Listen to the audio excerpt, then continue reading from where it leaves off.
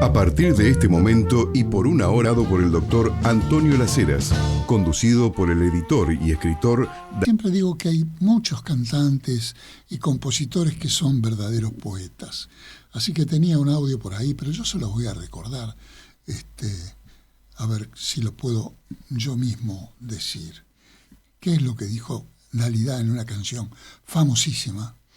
Y que yo traduje así, un poco a la sanfazón. Y dice: el tiempo de las flores marchitas, espero que no sea en este invierno porteño, permanece suspendido en los años, como un último trago olvidado, en un café casi cerrado, como un perfume ya pedido, en las calles que ya no habitamos.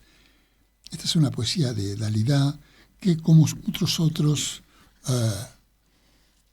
eligió Francia para su destino final. Y yo no sé si hoy tenemos también el video de los escritores franceses, ¿no? Bueno, ustedes están ahora escuchando la canción de la famosa cantante y actriz Dalida. Un poco con los que yo le he leído, El tiempo de las flores marchitas, que permanece suspendido en los años, como un último trago olvidado, en un café casi cerrado, como un perfume ya perdido, en las calles que ya no habitamos.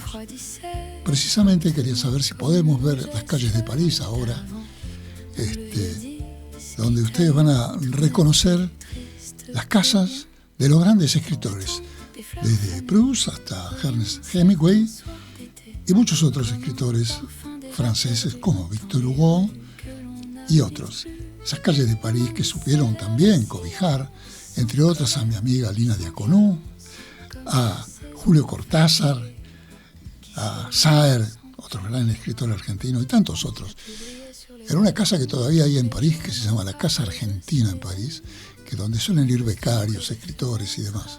A lo mejor alguno de ustedes, con la aspiración de escritor, puede aspirar a un día tener una temporada becada allí en París. En este París que nos inspira y que a veces, como últimamente, está generando temores. Vamos a las noticias, amigos. Et dans la fumée du miroir, je voyais mourir notre histoire. Le temps des fleurs fanées vit encore dans les vieux quartiers, dans les chansons après minuit.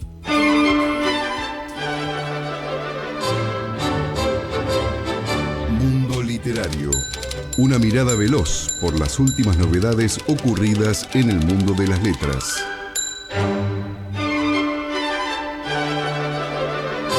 Bueno, voy a leerles una noticia, voy a comentarles hoy las noticias más que leerlas. ¿Y qué quiero comentar? Que la Biblioteca Nacional tiene en exposición una agenda cultural que une a Borges y México.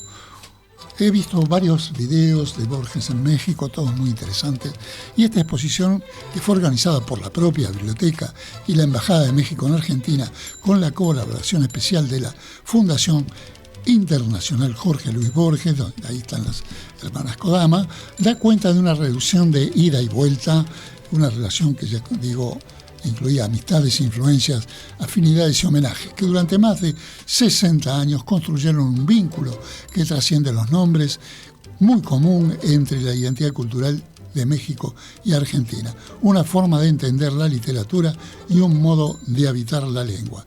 Si quieren verla, va a estar hasta fin de año.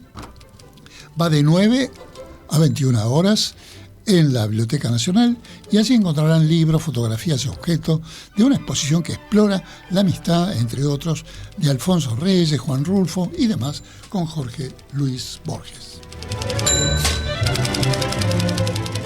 Quiero comentarles que la última feria de editores independientes, ha sido un fracaso exitoso. ¿Por qué digo fracaso? ¿Y por qué digo exitoso? Porque va tanta gente que se convirtió en un problema asistir.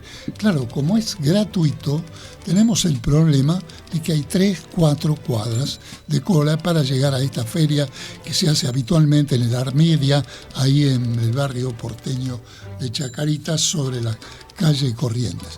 Este año fueron 40.000 personas y hubo 330 editoriales. Cada vez se imprimen menos libros, cada vez se compran menos libros, pero cada vez hay más editoriales. ¿Qué está pasando?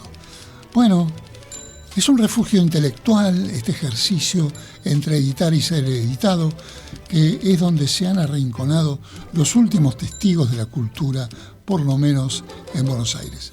Pero bueno, por eso dije que es un fracaso con un gran éxito. 40.000 personas, 330 editores, y esperemos que el año que viene la gente pueda tener un acceso mucho más fluido. Sigamos. Bueno, una buena noticia de algo polémico. Los editores no querían que la derogación de la ley de protección al librero fuera derogada como iba a ser tratada en el Congreso. Finalmente el gobierno retiró la propuesta de esta ley que iba a desequiparar los precios de las librerías. Ustedes saben, hoy un libro se compra igual en una librería de barrio de Rosario que en una de Belgrano o en el centro de Buenos Aires. Esto hace que todas tengan el mismo precio. La medida estaba supuestamente destinada a abaratar el precio del libro, donde seguramente las grandes plataformas como Mercado Libre y Amazon hubieran puesto los libros más baratos. Pero los libreros hicieron presión y creo que sanamente para la función del librero, que es una profesión que está en desaparición, esto lo sigue protegiendo. Bueno, con esto acabamos las noticias comentadas del día de hoy y luego vamos a pasar a nuestro invitado de esta noche.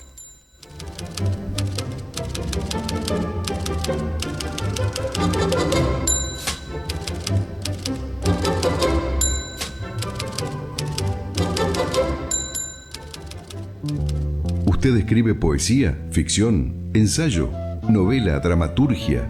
Entonces tiene que pertenecer a la Sociedad Argentina de Escritores. Lo esperamos para darle toda la información de lunes a viernes de 14 a 19 horas. Fría de Buenos Aires, después de un día nubladísimo.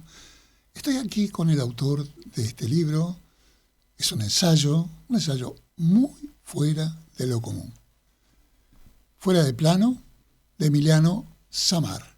Les explico ahora el libro y lo tenemos aquí a Emiliano. ¿Qué tal, Emiliano? ¿Cómo estás? ¿Cómo estás? Bien, ¿vos? Para contarle a mis oyentes que sos profesor de artes escénicas, director de teatro, escritor y especialista en lenguajes artísticos, lo cual no es algo habitual para las personas que vienen a este programa, pero eso es lo que lo hace bueno, rico e interesante. Emiliano ha escrito este libro que dice en su bajada, fuera de planos el título, una narrativa cinematográfica sobre las diversidades, y que tiene ilustraciones de Santiago Díaz Cortés, un prólogo de Lucas Santa Anna, epílogo de Fernando Avendaño, Daniel Brailovsky y Adrián Melo. ¿Por qué en este barco que es tu propio libro has invitado a tantos tripulantes? Y hay un tripulante más que es el de la contratapa, que admiro muchísimo. Que es Carlos Esquiliar. Carlos Esquiliar, que es un gran pedagogo. ¿Por qué invité tanta gente? Es una buena pregunta. Es un libro que a mí me conmueve estar sacando. Es el primero, además. Yo he escrito capítulos para libros de otros y es la primera vez que me toca tener un libro propio. Y pregunta al toque. Sí.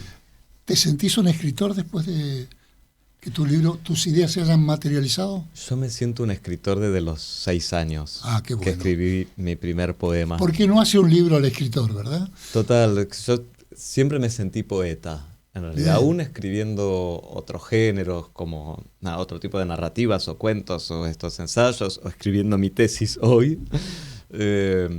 siento que miro el mundo desde esa posición. Bueno, Borges, que escribió de todo, dijo que Tal cual. Se creía un poeta. Total.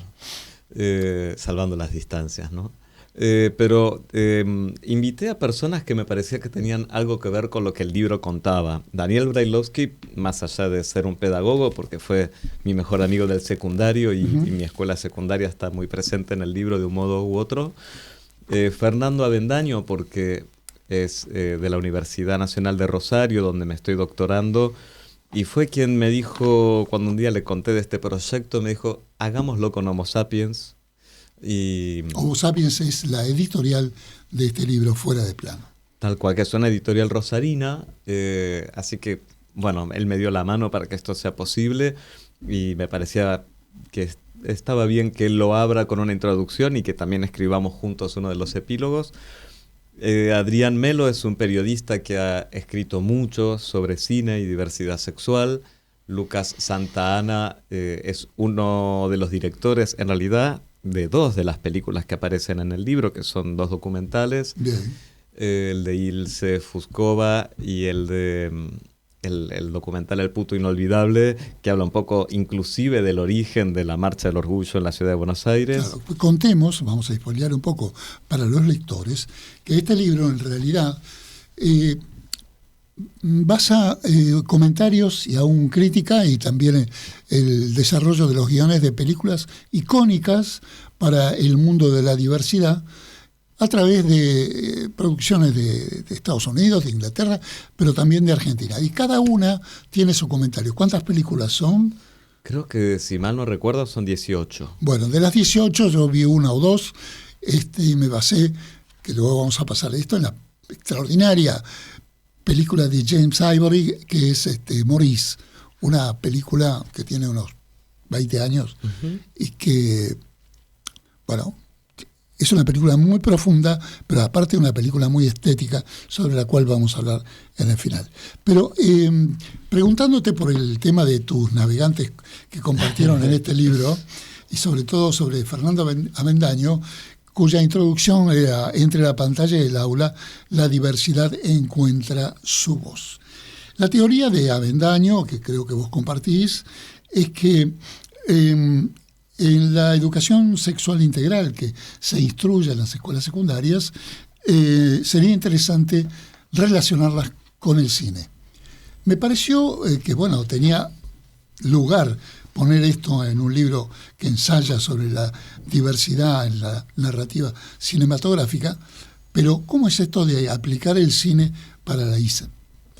En realidad la ESI, viste que trae consigo contenidos transversales desde el nivel inicial hasta la formación superior incluso. De hecho, la formación docente tiene la ESI como parte de sus materias en su caja horaria. Él lo lleva en particular a la educación secundaria, pero lo cierto es que tranquilamente podría atravesar el cine una reflexión respecto de las diversidades y las disidencias en todos los niveles. Una de las pelis que está en el libro, y creo que es una de las características del libro, es que no son solo películas que tratan la temática de la diversidad, sino son películas que a mí, como espectador, me llevaron a pensar algo de lo identitario. Digo, por algo también está Valor Sentimental o Frankenstein, y también está Luca. Sí. Y esa infancia... El Balón Rouge también. Total. Y lo traigo respecto de los niveles del sistema educativo, digo, ¿no? También uno podría partir de Luca para pensar algo de la identidad de ese niño en Italia, o uno podría hablar de Hay un ratón en la familia para debatir con pibes de 7 años si un ratón es o no parte de una familia y qué cosas constituyen ser o no una familia. En ese sentido, creo que la propuesta del libro va en algunas capas de sentido de las películas, más allá de si la película hace o no foco en una relación entre 2 varones, 2 mujeres o de alguna persona trans. Digamos, se propone, me parece, encontrar capas de sentido que por ahí la peli a priori no lo tiene, y Lucas Santa Ana en el prólogo hace algo de referencia en ese sentido y dice que inclusive él como director, en las películas suyas en el libro, encontró otras cosas que él no había pensado cuando había hecho la peli. Claro, depende del punto de vista y también del punto de vista de la posición en el tiempo transcurrido y en la historia, ¿no? Uh-huh. Las cosas, las obras de arte o los hechos históricos nunca son iguales, depende de qué momento lo veamos. De todos modos, me hablaste del contenido del libro o de la propuesta del libro, pero ¿cuál era el objetivo del lector que tenías en la cabeza al hacerlo? Mira, en realidad el origen de este libro es, yo estaba en la costa, en Pinamar. Ajá, Y, bueno, un lugar para pensar. y me llaman de un espacio que es diariofemenino.com. Me dicen si no quería escribir una crónica periódicamente respecto de cine. En realidad me ofrecieron escribir sobre diversidad sexual y yo le propuse que sea a través del cine. Ahí empecé. Y como soy colaborador de Página 12, cada tanto iba mechando lo que publicaba ahí, lo que publicaba en Página 12, hasta que un día me di cuenta que tenía como 20 cosas escritas sobre 20 películas. Y me parecía que eso podía dar cuenta de un viaje. Perdóname, Sí. ¿te diste cuenta solo o alguien al leer tus trabajos dijo, acá tenés un libro? No, me di cuenta solito, porque dije, todo esto cuenta algo, ¿no? Digo, no son solo fragmentos, sino que en sí mismo van armando como un recorrido. Bien. Y ahí fue que lo junté. Después, con esa idea, me comuniqué con un artista visual que le pareció interesante la idea y quiso hacer las ilustraciones. Entonces fuimos pensando para cada estación de este viaje una ilustración. Exactamente. No queríamos que replicase el afiche de la película, sino que pudiese tomar como una parte como ese todo. Claro, la tentación es poner los afiches de las películas. Tal cual. Y él hizo como esa creación, esa relectura y reescritura de lo visual.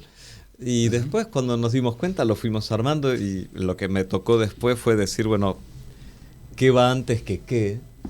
Y para mí, bueno, Maurice era mi puerta de entrada, porque lo fue en mi adolescencia también. Bueno, no me spoileé el programa. No digo nada, pero bueno, fue la que dijimos, acá arranca. Claro. Vos iniciaste tu libro con Maurice, que es una película del año 1987 del Reino Unido, con la dirección de James Avery, y que tiene el reparto, un actor que me gusta mucho a mí, James Weasley, y otro actor que la gente lo tiene como un romántico galán, que es Hugh Grant, que para mí es un gran actor. Yo siempre que veo estas películas porque tiene una cara con una gestualidad extraordinaria.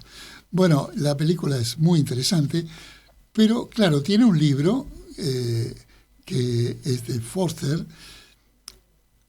Y vos antes de ver la película, mucho antes, leíste el libro en la escuela secundaria. Yo lo primero que hice fue encontrarme con esa novela, que me acuerdo de estar tirado con el guardapolvo abierto en el normal número 2, en el Mariano Acosta, en los pasillos y en los recreos devorándome la novela.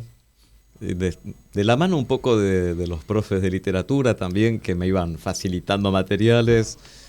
Se me viene también La Colmena, de Camilo José Cela. Claro, Camilo José Cela, escritor humorista maravilloso, La Colmena. Una gran novela. Premio Nobel.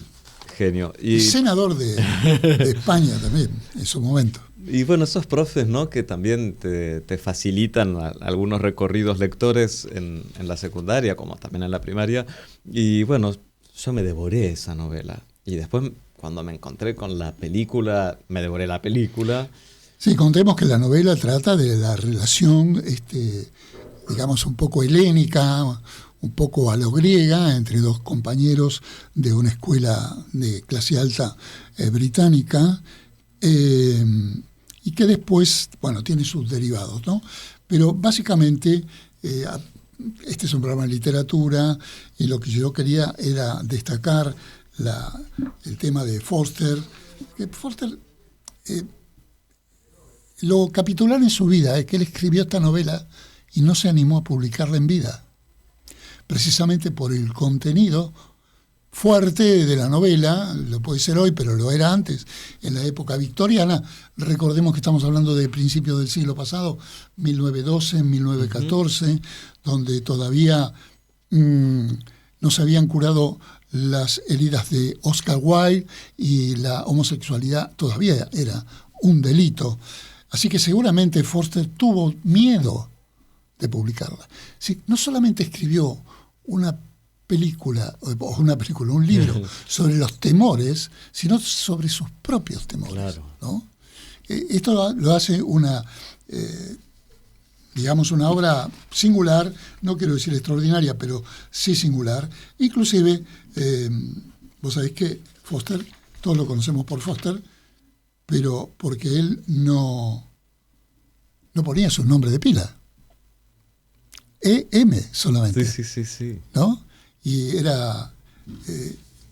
uno de sus nombres era Edward. Y sin embargo firmaba solamente con Foster.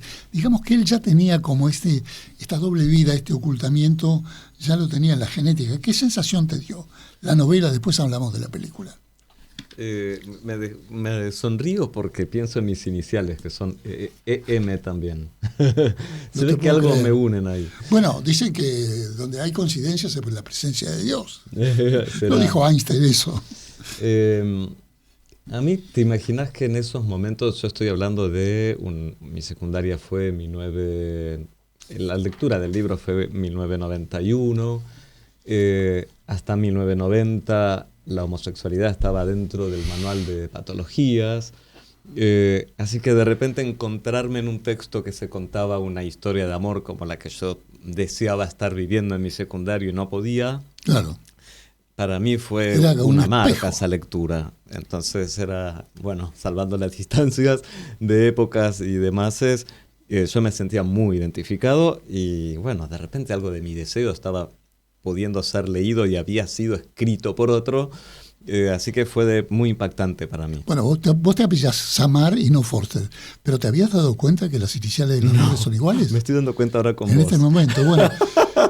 Estos son los actos revelativos del Sendero de Escritores, pero te puedo contar más todavía.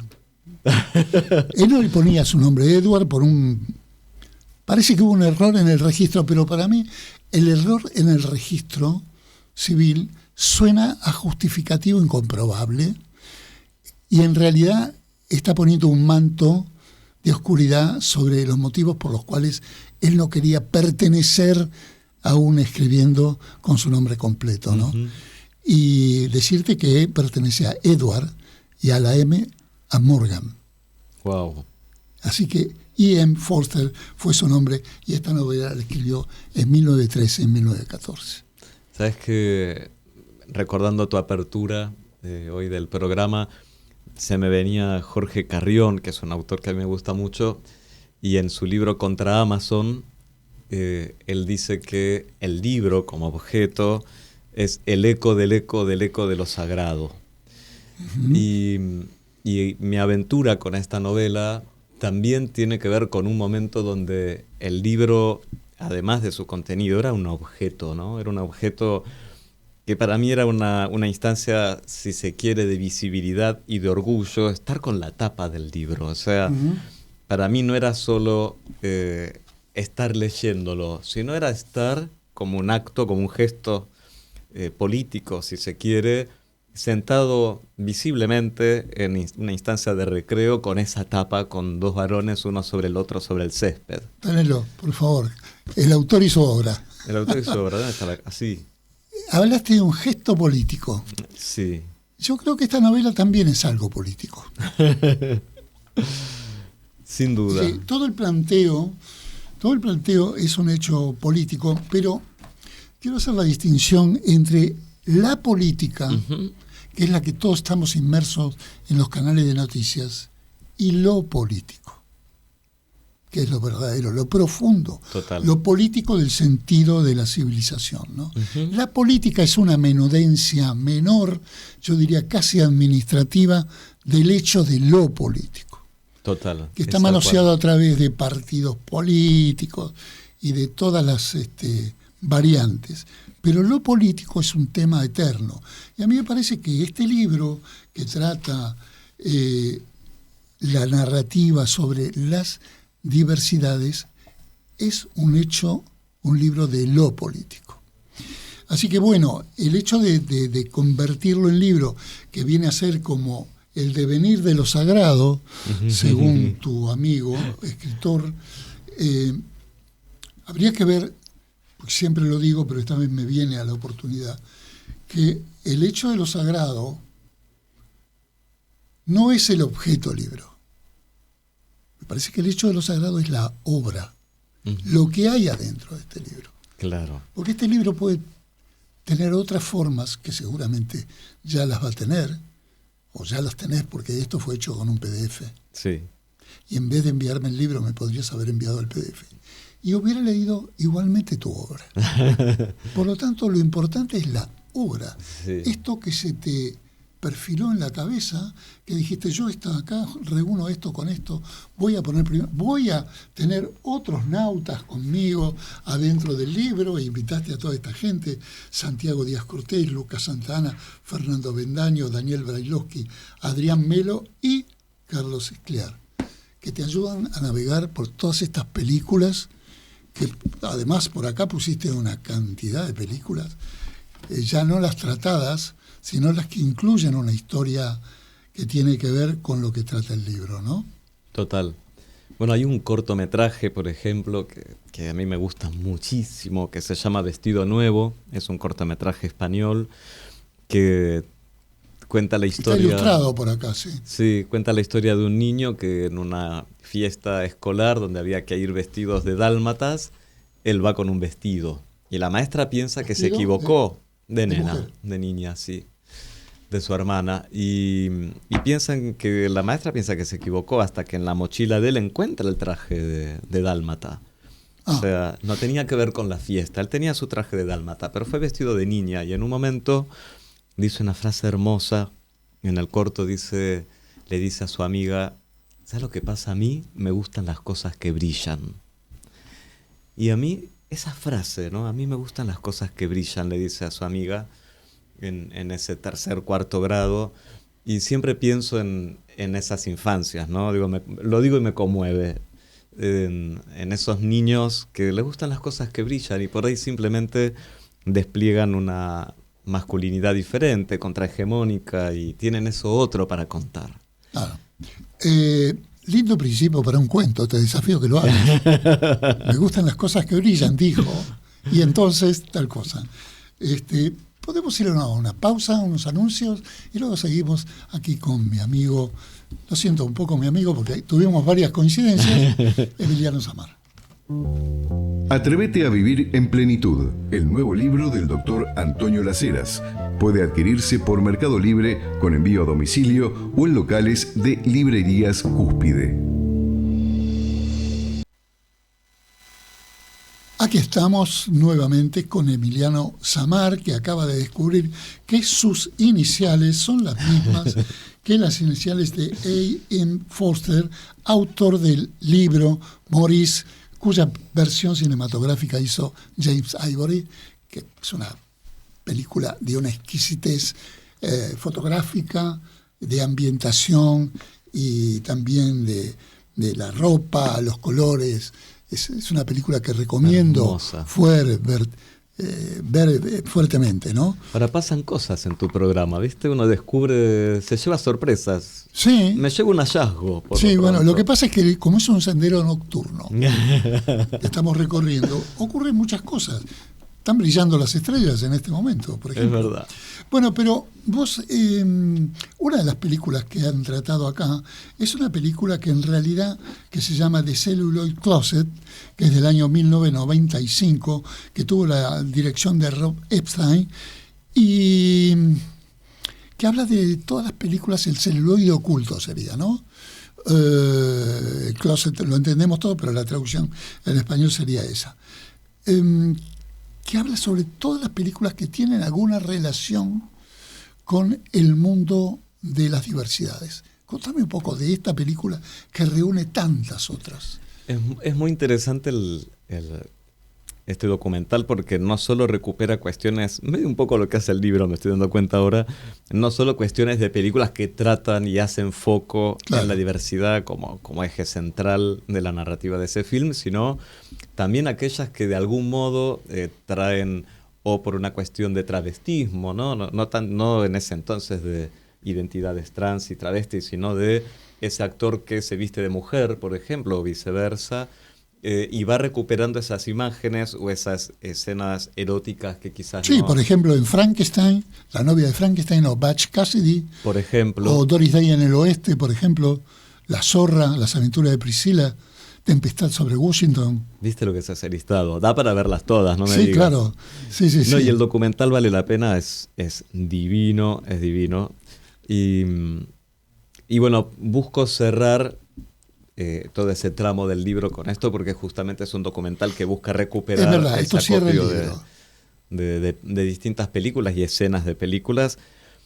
Y después yo elijo poner como primer epílogo un escrito con Fernando que hicimos juntos respecto de un globo rojo.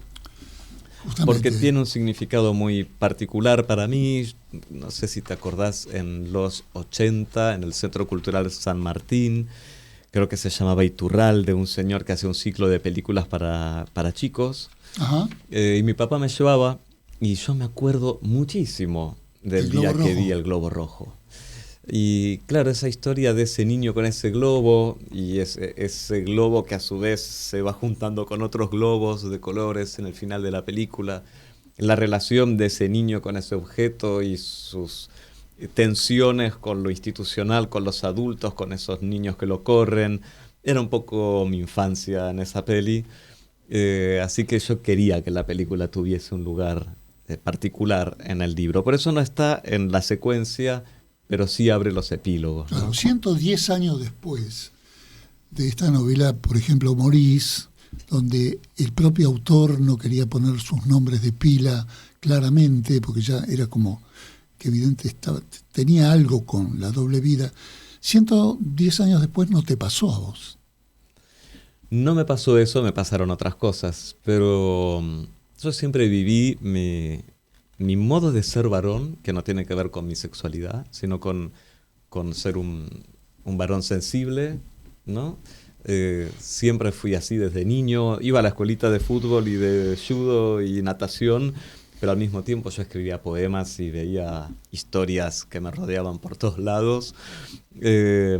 Esa vinculación con lo afectivo para mí estuvo siempre muy a flor de piel. De todos modos, me parece un poquito que habría que aclarar lo de varón sensible.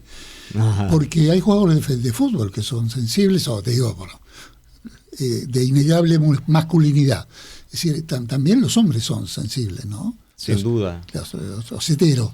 Pero hay como, o al menos, por ahí ahora no tanto, cuando yo era chico, los mandatos de la expresión de esa sensibilidad. Claro, hoy está más liberado. Estaba muy presente, ¿viste? La sensibilidad de piel, la sensibilidad ante la belleza, es más posible. Total. Por eso te dije 110 años después de esta obra, Maurice, donde se ve el padecimiento y también se ve el cinismo de cierta homosexualidad. Porque ahí hay dos personajes, ¿no? Uno que es el homosexual que avanza y otro que es el que juega a ser homosexual y termina casándose con una mujer, ¿no? Sin haber resuelto absolutamente su tema con la homosexualidad. Historias no tan lejanas, te digo, conozco casos. Claro, y tiene 110 años la obra y se conocen casos. Y yo entonces te pregunté, una persona como el personaje de Maurice, seguramente todos irán a ver la película Maurice, les aclaro que está en YouTube, la pueden ver libremente en el momento que quieran, aún en el teléfono. Y la van a pasar muy bien durante 2 horas, porque dura 2 horas la película, en paisajes maravillosos, castillos maravillosos. Pero bueno, sigue ocurriendo. Sigue ocurriendo y digo, vos hablabas antes, ¿no? También de las clases sociales y nosotros hoy estamos... Sí, justamente le hice un comentario a mi querido, estimado invitado de hoy, que esto ocurría generalmente en la literatura en las clases altas y también hubo muchas otras películas ubicadas en las clases altas, pero yo le preguntaba cómo se vive la homosexualidad o una pareja de homosexuales o de hombres o mujeres siendo pobres, porque esto parece como una historia novelesca de la hora del té, todo maravilloso, con gente de alta alcurnia y con escuelas inglesas perfectas, pero ¿qué ocurría en los barrios bajos? Debería ocurrir lo mismo de Londres o en Buenos Aires, donde fuere. O también las poblaciones más pequeñas, ¿no? El otro día en una cena... Bueno, ni hablemos de Boquitas Pintadas y demás, esos mundos infiernos pequeños que vivieron los hombres de la homosexualidad o las mujeres que querían ser independientes en los pueblos. El otro día en una cena, justamente, había personas de un pueblo, no viene al caso cuál, pero él nos contaba en los padecimientos de los pibes y las pibas, de las adolescencias y juventudes, de la diversidad en su pueblo, que decía que no podían estar porque no podían expresar, digamos, a rienda suelta sus expresiones de género, o no podían tener una pareja visiblemente, entonces se iban del pueblo, se venían para acá, para la ciudad de Buenos Aires. Y claro, toda ciudad grande, toda urbe garantiza el anonimato. Cierto anonimato, tal cual, para personas que en un entorno, en un espacio más pequeño se sienten expuestas o que son espacios hostiles muchas veces, ¿no? Así que esta cuestión y esta diferencia respecto de la cantidad de habitantes con las que conviven las disidencias siguen siendo una situación de desprotección o de intemperie muchas veces. Lo cual debe haber derivado en problemas realmente de mucho dolor psicológico para muchas personas de la diversidad, ¿no? No solamente por su condición, sino por el entorno social en que tienen que desarrollarse. Me quiero imaginar que estamos en tiempos distintos, ¿o cómo lo ves? Yo veo que hay algo de los discursos de odio muy habilitados de nuevo hoy, no solo en Argentina, sino en general en el mundo. Luego de una ampliación de derechos que la verdad fue muy grande y que hoy de nuevo aparecen como algunas cuestiones que hay que atender. Lo veo inclusive en las infancias. A mí no me parece gratis que en la película de Foster se hablaba que uno de los integrantes del trío amoroso vaya a emigrar justamente a la Argentina. Claro. Claro, estoy seguro que en Foster estaba la idea de que en Argentina se vienen, como en muchas películas hollywoodenses, huyen a la Argentina, y voy a ser racialmente incorrecto en este momento, porque es un país donde los blancos del norte podían mimetizarse fácilmente sin quedar distintos. Claro. ¿No? Sin quedar distintos. Es decir, que la urbanidad y la megaciudad, tanto de la Argentina como Buenos Aires, los hacía anónimos. Y allá podrían vivir otra vida, ¿no? Como se fantasea en esta película, como también Butch Cassidy se escapó a la Argentina y tantos otros en películas hollywoodenses. Es verdad, qué presente está eso, nunca lo había asociado. Claro, pero es así. Todos van a la Argentina porque es un país blanco, exótico, y lo dicen, inclusive en la película Maurice, que hay problemas, tienen ventajas financieras y el demás. Fin del mundo, como dijo el Papa Francisco. Exactamente. Al fin del mundo. Esa australidad nos da una característica particular, que eso somos los argentinos. Discusiones que tuve amenamente en los últimos días cuando nos acusaron de racistas. Y yo dije que a mí me encantó que nos acusaran de racistas, porque hizo que pensáramos un poco qué éramos, qué sentíamos, y que viéramos que realmente la Argentina es una especialidad. Porque así como vos estás diciendo que ahora se está derechizando en todo el mundo, acá también la homosexualidad o el casamiento entre igualitario. Claro, identitario, fue el de los primeros países del mundo. Total. Pero además hay otra cosa. En este país siempre se hizo el amor clandestinamente. Otro inicio de cuento, te digo. Exacto. ¡Qué buen inicio! Porque si no, ¿por qué habría tantos hoteles desde los años 30 o 40? Y bulines como el de la calle Ayacucho. Es decir, que bajo toda esta superficie de sociedad católico-británica, siempre hubo un deseo y una práctica de la transgresión, pero no solamente con las diversidades sexuales, sino también entre heterosexuales. Eso también nos hace especiales. Me encanta y me gusta mucho para rascar ahí, Está bueno. no solo como, te diría, como tema de investigación, sino ya esa frase de inicio me encanta. Claro. Bueno, pero continúas con tu película Maurice. Antes de hablar del próximo libro, que ya me estás dando material. Bueno, no te olvides que soy editor y a veces descubro temas. Incito a la gente que escriba aquellas cosas que los tienen por ahí olvidadas. Pero, no, quería decirte otra cosa.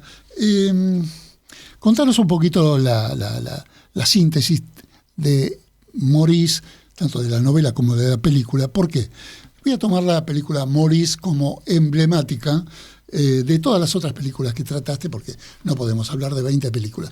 Pero esta que fue tu primera, la que leíste en el secundario, la que pusiste adelante de todo en el libro, y la que te llevó quizás, ¿no?, como un jano por el mar, quisiera que me la sintetices, porque yo te voy a dar mi propia conclusión también. Mira, en realidad más que sintetizarla, me gustaría hacer foco en algo que a mí me trajo la película. A ver.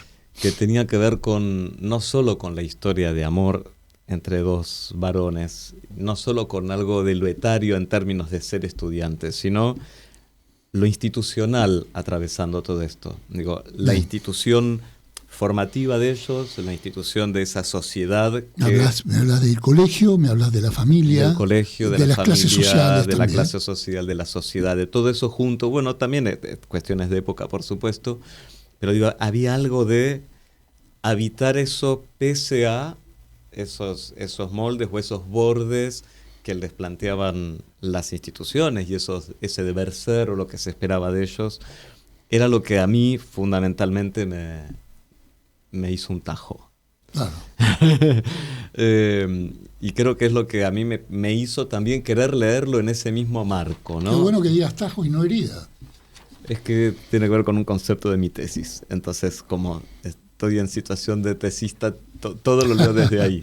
Pero sí, me leo a mí en este momento, en esa situación, conversando con vos, y me doy cuenta no solo de mis iniciales, sino que yo estaba eligiendo también que esa historia sea vista, sea leída y se me vea leyéndola en el marco de una institución también. Ahora, hemos hablado de la institución, de la homosexualidad o de las diversidades tratadas, por ejemplo, en la película Maurice, que sigo recomendando, y en el libro de Foster.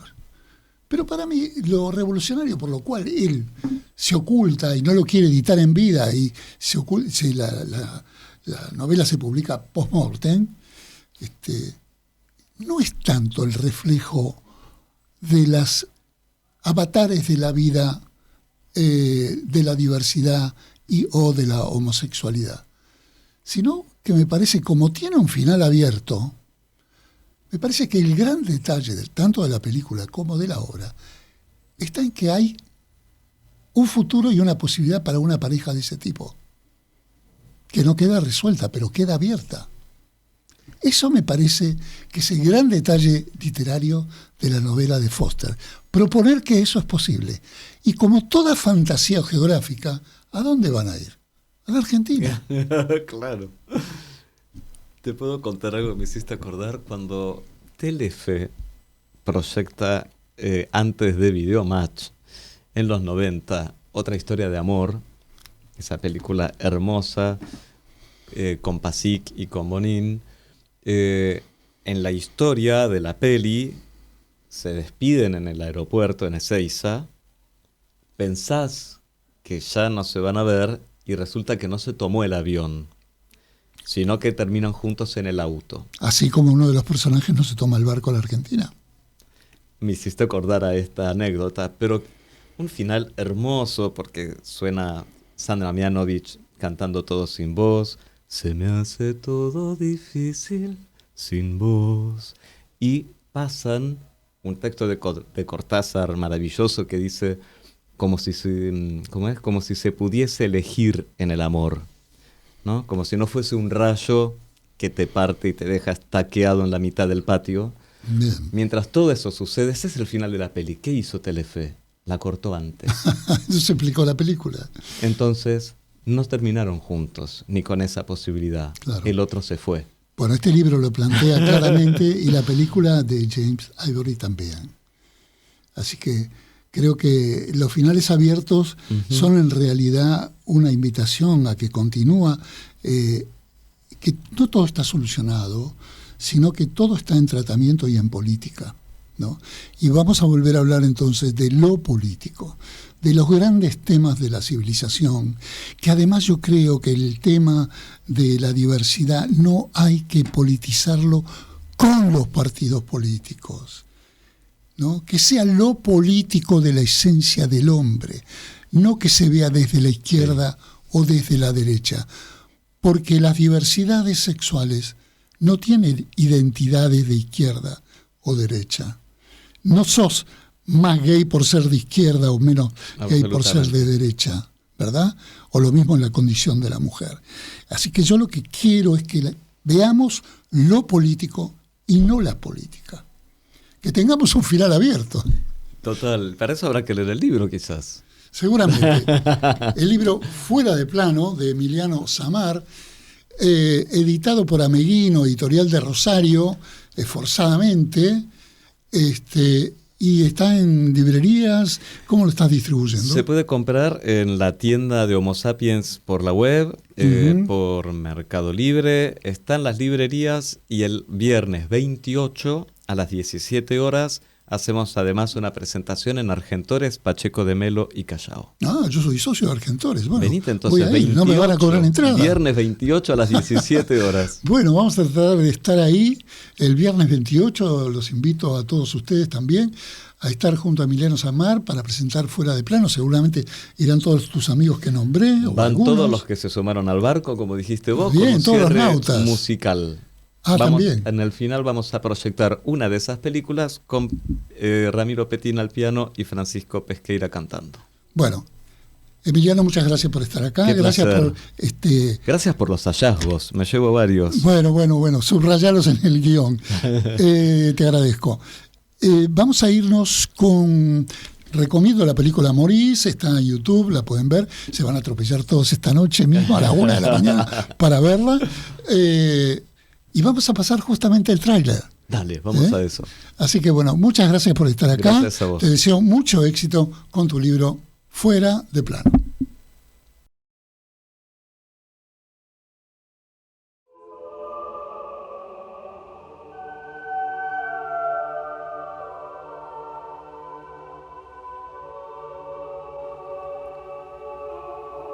Have you been all right? Have you? No.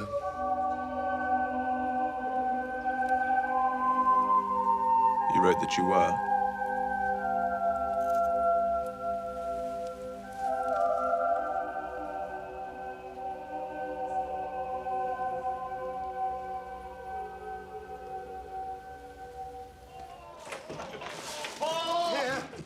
Hello, Durham.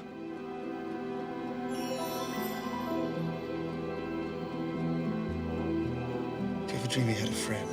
Someone to last your whole life?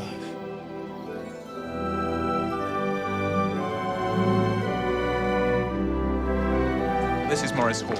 Welcome to Pendleton, Mr. Wall.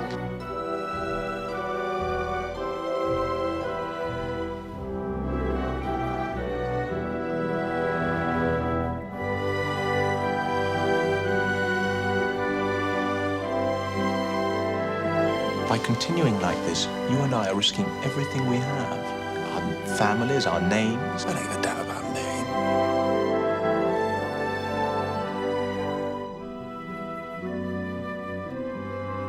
Well, the only happiness there is for me. There are other ways to be happy, you know.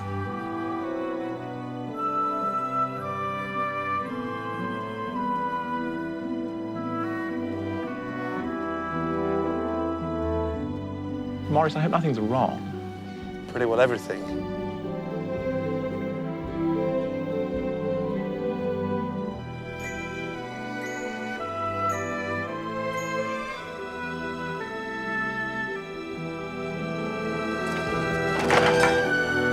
What an ending. What an ending.